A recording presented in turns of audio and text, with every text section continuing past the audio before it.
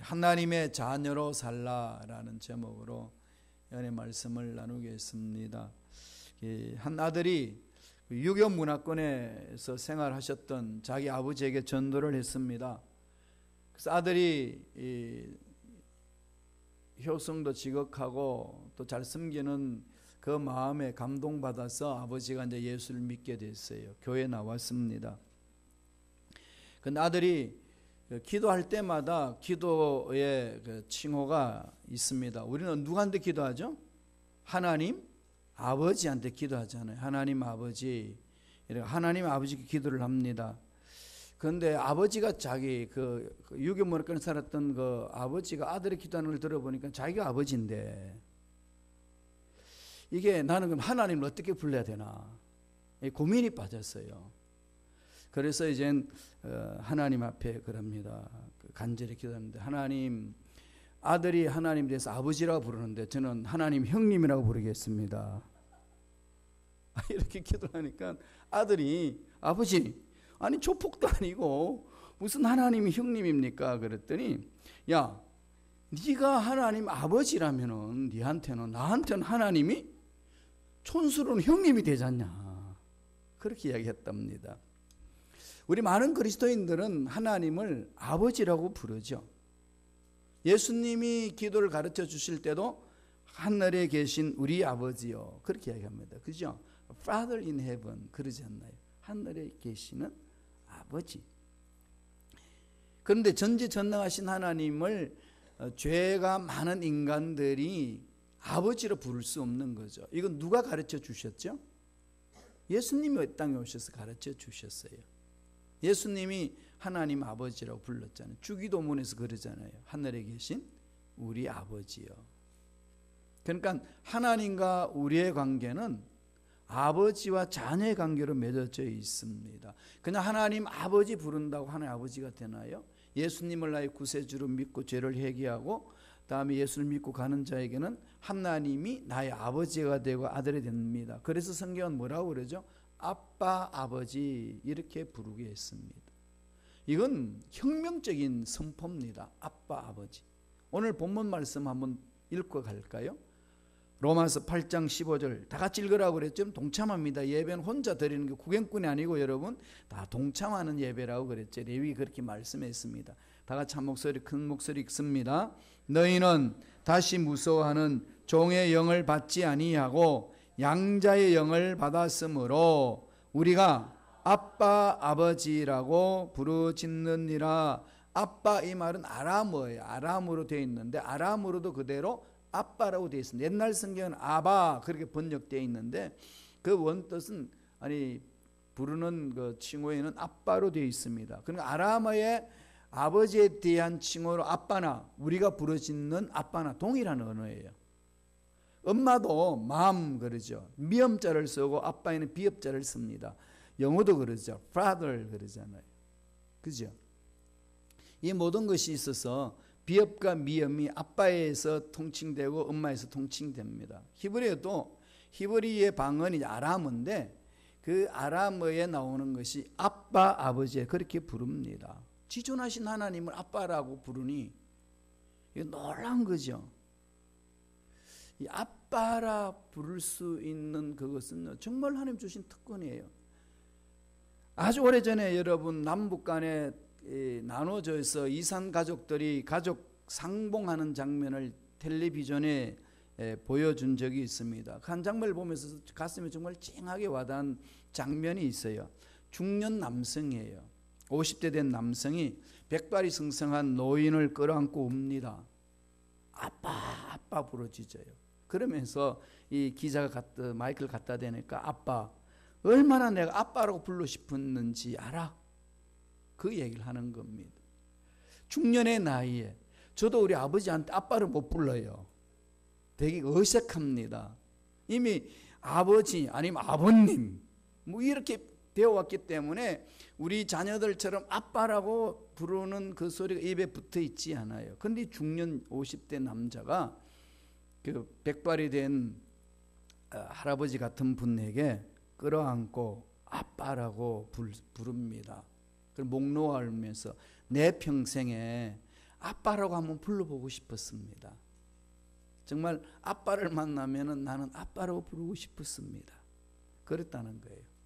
반세기 만에 만나서 아빠라고 불러보니 얼마나 감격스럽겠습니까? 서로 끌어안고 이제 우는 장면을 전 세계에 이렇게 TV로 나갔지 않습니까? 모든 사람들 감동을 많이 받았다는 얘기입니다. 이렇게 육신의 아버지도 아빠라고 부른다는 것은 참 특권이죠. 그만큼 가깝다는 거고, 아빠 그러면은 그 어린 아기가 아빠 품에 안겨서 모든 것들을 보살펴 주시는 그 아버지의 형상이 이렇게 그려지지 않습니까? 신비로운 거죠. 그래서 그냥 가슴에 파고 들어갈 때 오는 안락함이라든지 편안함이라든지 넉넉함이라든지 이거 말로 표현할 수 없는 것이 아빠의 품이지 않습니까? 육신의 아빠도 그렇게 부르는 것이 큰 복인데, 우주 만물을 창조하신 전능하신 하나님을 아빠라고 부른다는 것은요, 정말로 복된 겁니다. 이거 누구나 부를 수 있나요? 아닙니다. 누가 이렇게 아빠로 부를 수 있다고 이야기하죠? 요한복음 1장 12절 13절에 보면은 영접하는 자 곧 그 이름을 믿는 자들에게는 하나님의 자녀가 되는 권세를 주셨으니 이는 혈통으로 육정으로나 사람의 뜻으로 나지 않고 오직 뭘로 났다는 거죠? 하나님께로서 난 자들이다. 예수님을 나의 구세주로 믿는 모든 사람에게는 하나님의 자녀가 되는 특권을 줬다는 거죠. 특권이라는 게 뭘 말할까요? 신분을 말하는 거죠. 이제는 하나님의 자녀가 되어서 하나님이 예비하신 복을 마음껏 받아 누릴 수 있는 상속자가 되었다는 겁니다. 자녀의 특권은 다른 사람들은 상상할 수가 없는 거죠. 아빠의 시절에, 아빠의 침대에, 아빠의 옷장에, 아빠의 모든 그 거주 지역에 마음껏 허락받지도 않고 지 마음대로 드나드는 것이 자녀의 특권 아니겠습니까? 오직 예수 그리스도를 믿는 저와 여러분은 그러한 특권을 누린다는 거죠. 어마어마한 특권이 있습니다. 자녀의 권세. 누가 손 못 대는 거죠? 그렇잖아요. 대통령 자녀 손 못 대도록 어떻게 하죠? 경호하지 않아요. 감히 넘나다 보지 못합니다. 함부로 대하지 못하는 거죠. 저와 여러분 우주 만물을 창조하신 하나님 아버지의 자녀예요. 여기에 대한 특권이 저와 여러분에게 있습니다. 이 감격 속에서 세상을 살아야 된다는 거죠. 그럼 이런 하나님의 자녀로서의 특권을 누리면서 사는 자의 삶은 어떤 삶이 되어야 되는지를 오늘 사도 바울이 로마 교인들에 보내는 편지 속에 기록하고 있습니다. 저와 여러분에게 명령하신 말씀이에요. 이건 반드시 살아내야 될 말씀입니다. 첫째로 빚진 자의 삶이라는 거죠. 빚진 자다. 빚을 졌다는 겁니다. 말씀 보세요. 로마서 8장 12절입니다. 다 같이 한 목소리, 큰 목소리 읽습니다. 그러므로 형제들아 우리가 빚진 자로 돼 육신에게 져서 육신대로 살 것이 아니니라.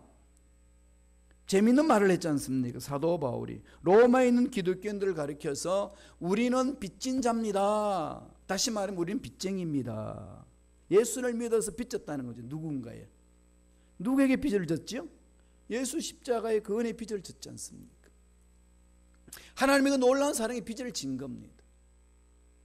우리에게 영을 주셔서 하나님의 아들로서 나아갈 수 있도록 길을 열으신 성령님께 빚을 진 거죠. 성부, 성자, 성령이 하나님께 빚을 진 자입니다. 하나님의 사랑과 예수 그리스도의 은혜와 성령의 은혜 안에서 우리는 빚진 자라는 겁니다.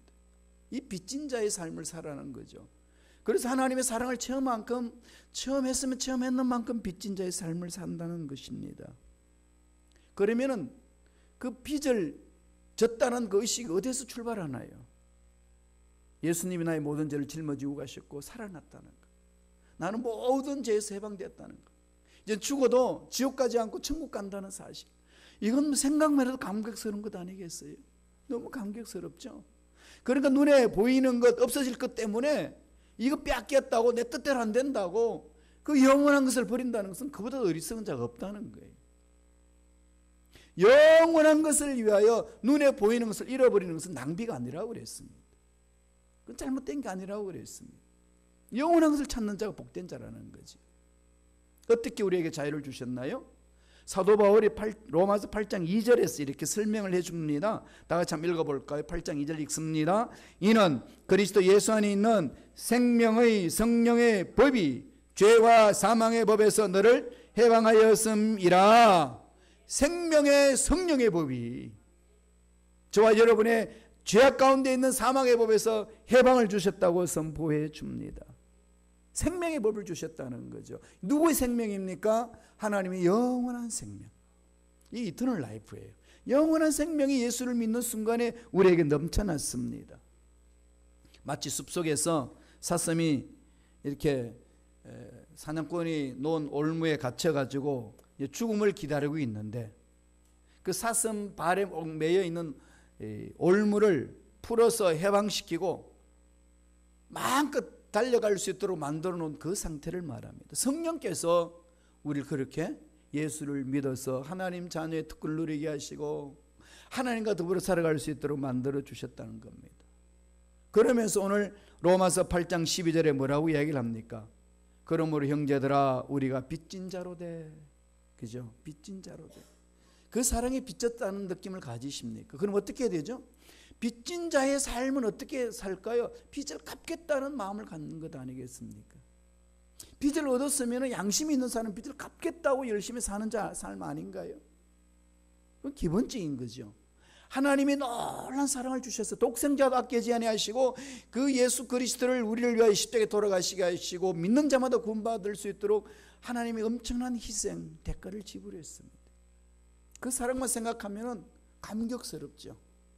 빚진 자입니다. 그럼 빚진 자를 어떻게 살라는 겁니까? 육신에게 졌어. 육신대로 살 것이 아니니라. 이게 중요한 거죠. 하나님의 사랑을 빚진 자들은 빚을 갚아야 되는데 어떻게 갚는다고 말합니까? 육신에게 지지 말라는 거예요. 육신에게 져서 육신대로 살 것이 아니라는 거죠. 육신이 뭡니까? 세상 가치관이잖아요. 세상 가치관이 끌고 가는 대로 끌려다니지 말라는 거죠. 절망이 있다고 절망을 느껴버리고 문제가 있다고 문제 앞에서 주저앉아버리는 그것은 빚진 자의 삶이 아니라고 성서는 우리에게 강력하게 말씀합니다. 반대로 말씀드리면 나를 사랑하신 그분의 말씀에 순종하는 삶이죠. 그게 빚진 자의 삶이에요. 주님이 하신 말씀에 가슴판에 새기고 그 말씀에 순종하려고 몸부림치는 삶, 빚진 자로서 살아가는 삶의 자세라고 바울은 가르쳐 줍니다.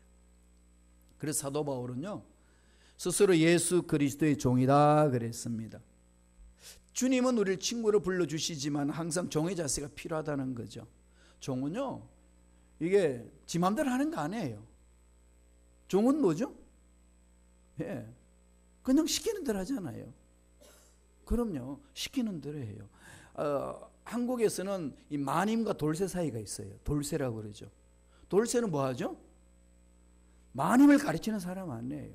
돌쇠는 마님이 말하는 대로 순종하는 겁니다. 언제나 돌쇠는 마님이 하는 대로 따라다니잖아요. 주님이 우리의 주인이시고 우리 종이라면 주님의 말씀에 순종하는 거죠. 돌쇠는 마님에 따지지 않습니다. 그냥 순종하는 것밖에 없어요. 나의 소유권은 주님의 것입니다. 늘 주님께 물어보면서 사는 거죠.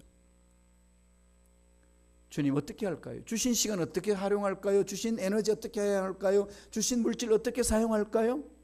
하나님 나에게 이런 헌신할 수 기회가 있는데 어떻게 해야 될까요? 늘 하나님께 물어보는 거죠. 시간도 주의 것이요, 에너지도 주의 것이요, 생명도 주의 것인데 내 것이 그냥 마음대로 하는 것 아니라는 겁니다. 그럼 주님의 것을 가지고 이 세상을 사는데 막힐 수 있고 문제 있을 수 있고 절망을 느낄 수 있고 그런 상황에 놓여 있습니다. 그러나 주님은 그걸 알고 계시죠. 그럼 어떻게 해야 될까요? 주님 앞에 와야 돼요.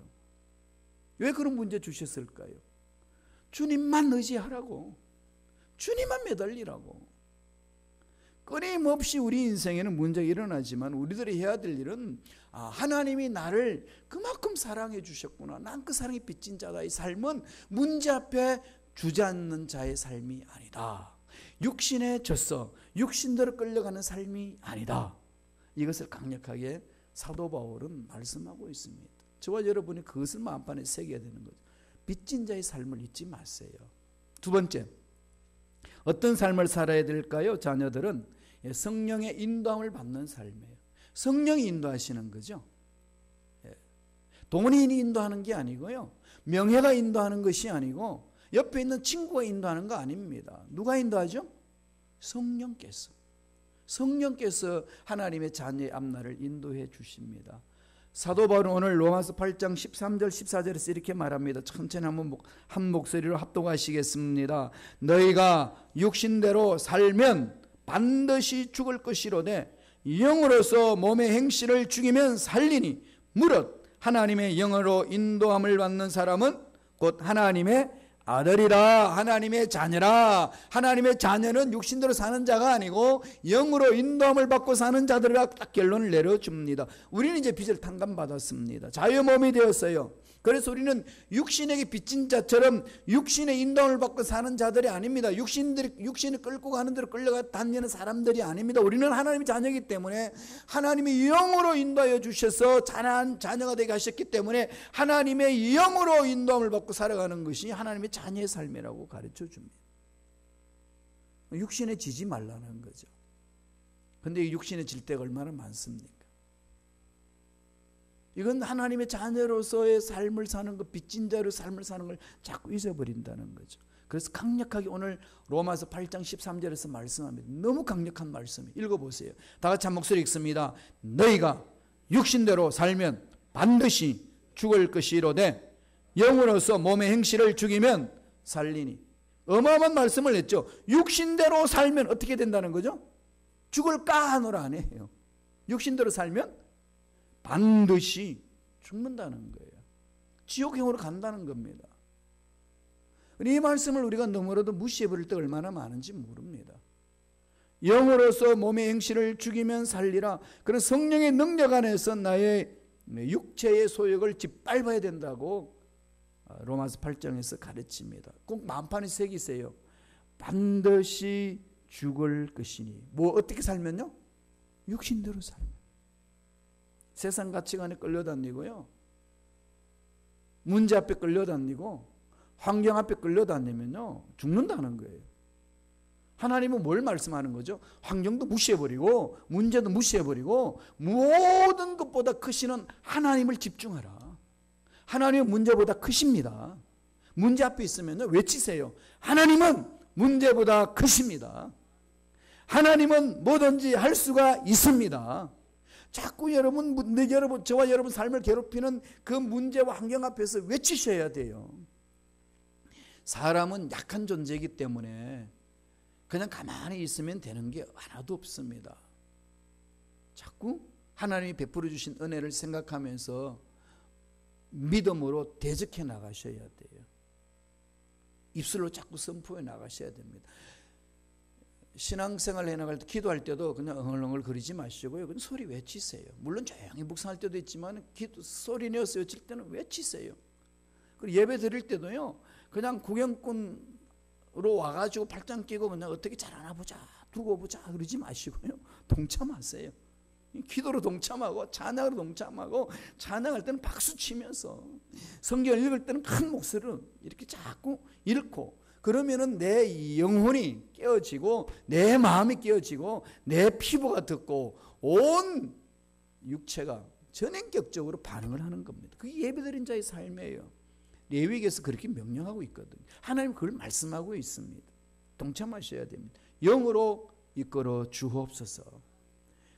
그러니까 다른 말로 말하면 뭐죠? 성령으로 충만케 하여 주옵소서. 날마다 성령이 나를 사로잡아 주셔야 돼요. 생각하는 것, 말하는 것, 행동하는 것은요. 성령이 안 잡아주면 어떻게 여러분 생각을 잡을 수 있나요? 오늘날 저와 여러분들이 이 자리에 앉게 있기까지 나의 삶은요. 과거에 생각했던 것들의 결과입니다. 지금 나의 인생은요. 과거에 생각하며 살았던 그 삶의 발자취 모여진 거예요. 그러니까 지금 이 순간에 무엇을 생각하느냐? 어떻게 생각하시겠어요? 놔두면은요, 딴 생각하는 게 우리 인간의 연약함 아니겠습니까? 성령에 사로잡히셔야 돼요. 날마다 성령 안에 사로잡혀서 생각을 잡으셔야 그 생각을 하나님 기뻐하시는 생각을 하게 되고 말을 하게 되고 삶을 살아낼 수 있습니다. 예수님은 마태복음 5장 29절 30절에 보면은요, 이런 말씀을 하셔요. 만일 내 오른손이 너로 실족하게 하거든 빼어내버리라. 내 백체 중에 하나가 없어지고 온몸이 지옥에 던지우지 않는 것이 유익하며 또한 만일 내 오른손이 너로 실족하게 하거든 찍어내버리라. 내 백체 중에 하나가 없어지고 온몸이 지옥에 던져주지 않는 것이 유익하니라. 어마어마한 거죠. 손이 삶을 망친다면, 발이 삶을 망친다면, 눈이 삶을 망친다면 잘 빼버려라. 잘라버려라. 너희 전체가 지옥에 떨어지는 것보다도 부분적으로 잃어버리는 것이 낫다. 무슨 말씀이죠? 죄에 대해서 피 흘리기까지 싸우라는 거죠. 영으로 인도받지 아니하고 육신대로 인도를 받으면 그 순간은 편안하고 좋을런지 모르지만 지옥불로 떨어진다는 겁니다. 하나님이 예배하신 복을 받아 누리지 못한다는 거죠. 하나님 자녀이기 때문에 하나님 어떻게 합니까? 징계를 주시잖아요. 왜 징계를 주죠? 사랑하시니까. 올바른 길로 돌아서더라고. 이렇게 해서 저와 여러분 삶에 크고 작은 문제가 일어나고 고난이 있는 것 아니겠습니까? 그럴 때마다 하나님 앞에 오라는 얘기입니다. 그래서 로마서 8장 14절에 사도 바울은 이렇게 권면합니다. 다 같이 한 목소리 천천히 읽겠습니다. 무릇 하나님의 영으로 인도함을 받는 그들은 곧 하나님의 아들이라 영으로 인도함을 받으라 된다는 거죠. 세상 사람들은 육신의 인도함을 받습니다. 세상 사람들은 돈이 있는 곳에 집중해 달려가잖아요. 여러분 어디로 달려가시겠습니까? 결단 내리셔야 돼요. 비록 돈 좀 못 벌어도 한 영이 이끄는 쪽으로 달려올 수 있는 것. 그 순간에 손해보는 것 같지만 영은 하나님에게서 하나님의 복을 주신다는 것. 이건 결단하셔야 되고 자기가 투자해야 됩니다. 언젠가는 그렇게 되겠지. 그렇게 일평생 사신 분들 많습니다. 젊었을 때부터 언젠가 하다가 다 늙으셨대요. 예, 그럴 수 있어요. 그건 지금이에요. 지금 여기서 단호히 결단하고 일어서야 됩니다. 아버지 말씀 안에 순종하며 영의 인도를 받고 따라가겠습니다. 나아갈 때에 육신에 지지 아니하고 영에 따라 살아갈 수가 있습니다. 아까도 말씀드렸습니다마는 대통령이 어딜 가면 경호원들이 붙지 않습니까? 주의를 호위합니다. 김정은 위원장이 판문점에 왔을 때 그 자동차 김정은 위원장이 타고 있는 그 자동차 앞뒤로 그냥 딱 포진해가 검은 양복을 입은 이 완전히 이 정예부대 그 청년들이 달려가는 그 모습 봤습니까? 근처도 못하게 경호하잖아요. 그죠? 예. 미국도 마찬가지고 한국도 마찬가지입니다. 출애굽할 때 이스라엘 백성들 어떻게 했나? 하나님이 구름 기둥과 불 기둥으로 보호해 줬지 않습니까? 우리는 어떻게 하나님 인도하실까요? 성령을 보내주셨어. 성령을 보내주셔서 우리 갈 길을 인도해 주시는 줄로 믿습니다. 그게 매달려야지요. 직장에, 사업에, 자녀들의 교육에, 내 앞날에 여러 가지 계획들을 어려운 일이 있을 때에 늘 함께 하시는 성령님께 물어보셔야 돼요. 파라클레토스, 보혜사 성령이 우리에게 늘 임재하고 있습니다. 보호해 주시고 변호사처럼 보살펴 주시고 인도하는 거죠. 알아서 해주잖아요. 물어보면 되잖아요. 우리 교회 지금 매각하고 매입하는 모든 문제 어떻게 해야 됩니까? 변호사와 함께 일을 합니다. 물어보고 또 어떻게 법적으로 조치해야 되는지, 어떤 방향을 잡아야 되는지. 저는 거기에 대한 법의 지식이 없어도 변호사가 정확한 지식을, 전문 지식을 가지고 있기 때문에 갈 길을 열어주고 방법을 찾아줍니다. 그와 마찬가지로 성령님은 하나님의 자녀인 저와 여러분의 삶을 인도해 주십니다. 그럼 두려움이 없어지는 거 아니겠어요?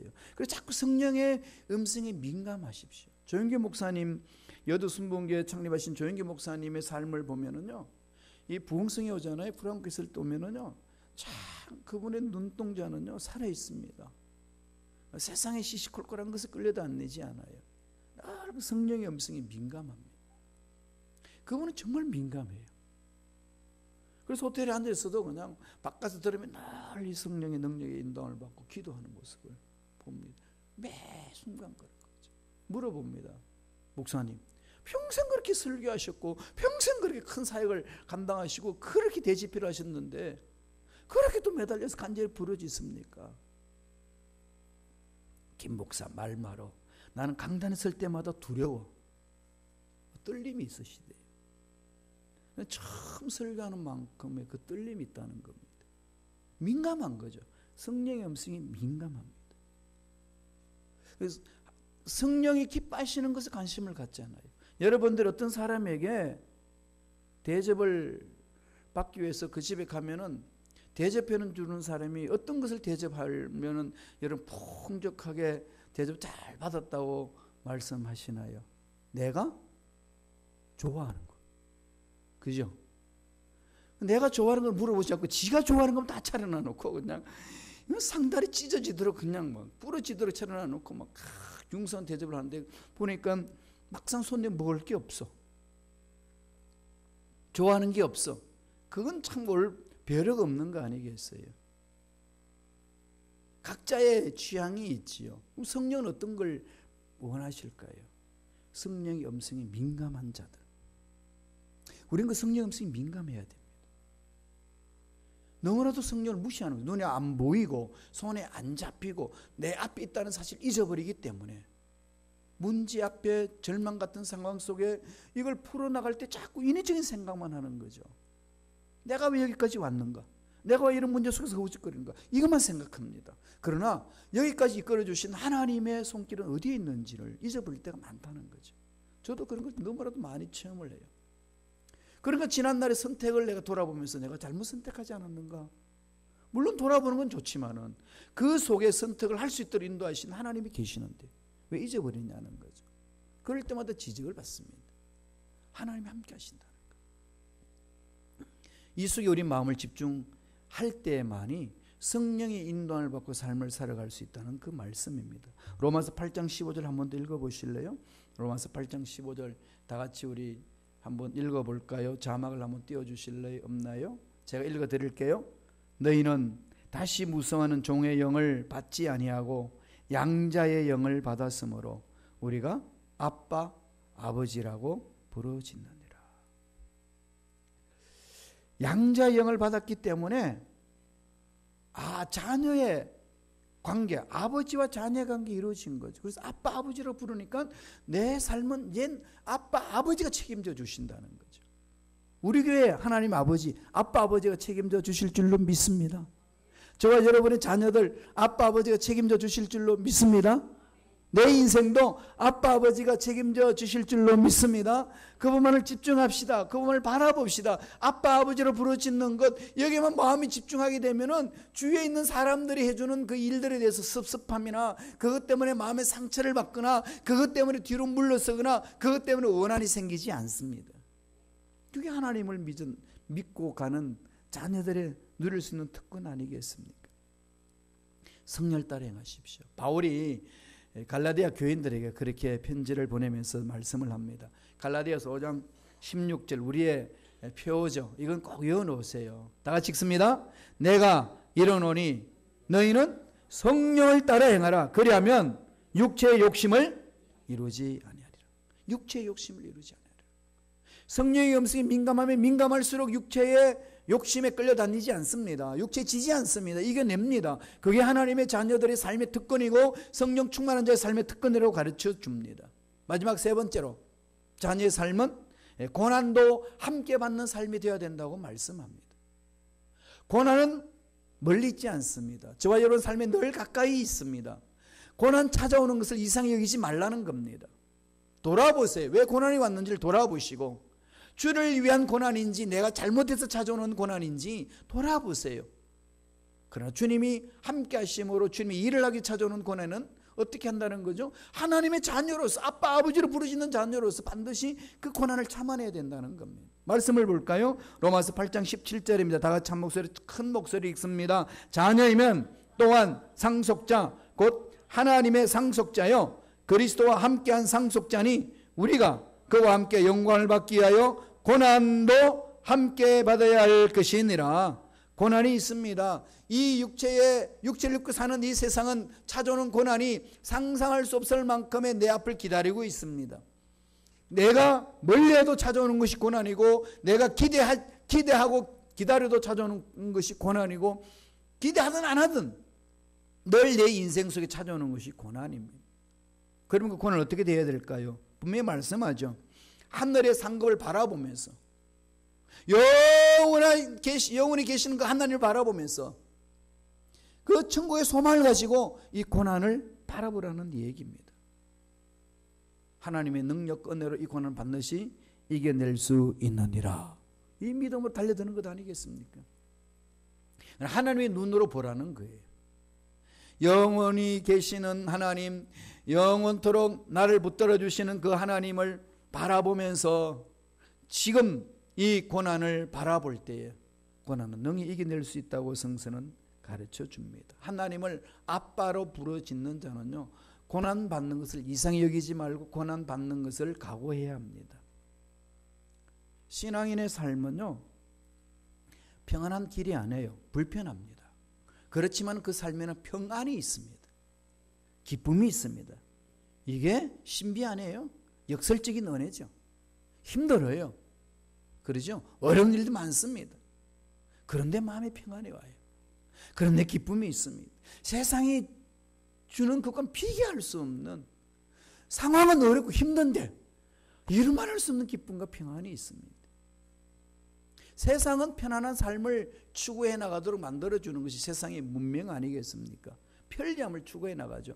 하나님의 일은요, 하나님의 나라의 일은 편리함이나 편안 이런 게 아닙니다. 쉬운 것 그냥 그런 게 끌려가는 게 아니라 어렵고 좁고 힘들고 답답하고 불편함이 있단다 할지라도 그 속에는 뭐가 있다고요? 평안이 있고 기쁨이 있습니다. 예수 그리스도 안에 있는 이게 은혜라는 겁니다. 그게 생명의 길이요, 축복의 길이요, 진리의 길입니다. 바울과 실라가 복음을 전하다가 빌립보 감옥에 갇혔습니다. 두들겨 맞고. 감옥에 들어가서 밤중에 뭘 합니까? 찬양이 나와요. 기도가 나옵니다. 왜 그럴까요? 인간적으로 생각하면 다 미친 인간들이에요. 주를 위해서 헌신했는데 결과는 실컷 두들겨 맞고 감옥에 갇혀 있어. 도대체 저들은 무슨 일을 하냐? 손가락질 받을 만한 그런 상황에 던져졌는데 그들은 하나님께 기도하며 찬양드립니다. 마음이 기쁘니까. 마음이 기쁘니까 하는 거 아니겠어요? 이게 하나님의 사랑을 체험한 자, 하나님의 자녀들이 누릴 수 있는 특권이라는 겁니다. 그러므로 저와 여러분들이 신앙생활하면서 주를 위하여 받는 고난은요, 하나님이 다가오시는 축복의 통로가 된다는 것 잊지 마세요. 고난은 축복의 통로요. 고난은 하나님의 음성을 듣는 확성기. 고난 속에 하나님의 음성이 들리지 않나요? 고난 속에 영적으로 더 분별력이 생기고 고난 속에 하나님께 더 가까이 가게 되고 고난 속에 하나님이 세밀하게 들려주시는 그 음성을 들을 수가 있습니다. 이런 음성을 듣고 사는 자들은요, 세상 사람들이 도저히 이해할 수 없을 만큼의 기쁨과 감격이 있습니다. 바울이 결론 내립니다.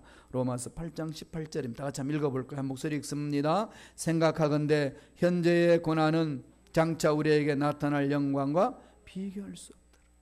현재의 고난은 장차 우리에게 나타날 영광과 비교할 수 없도다. 이 천국 소망을 가슴판에 새기시면서 오늘 하루하루 멋지고 힘있게 살아가는 일꾼들 되시길 바랍니다. 빚진 자의 삶, 성령 인도함을 받는 삶, 고난을 마다하지 아니하고 천국 소망을 갖고 이겨내는 삶, 그런 멋진 삶을 살아내므로 승리하는 일꾼들이 되시길 간절히 축원합니다. 기도하겠습니다. 하나님 아버지 감사합니다. 오늘도 우리에게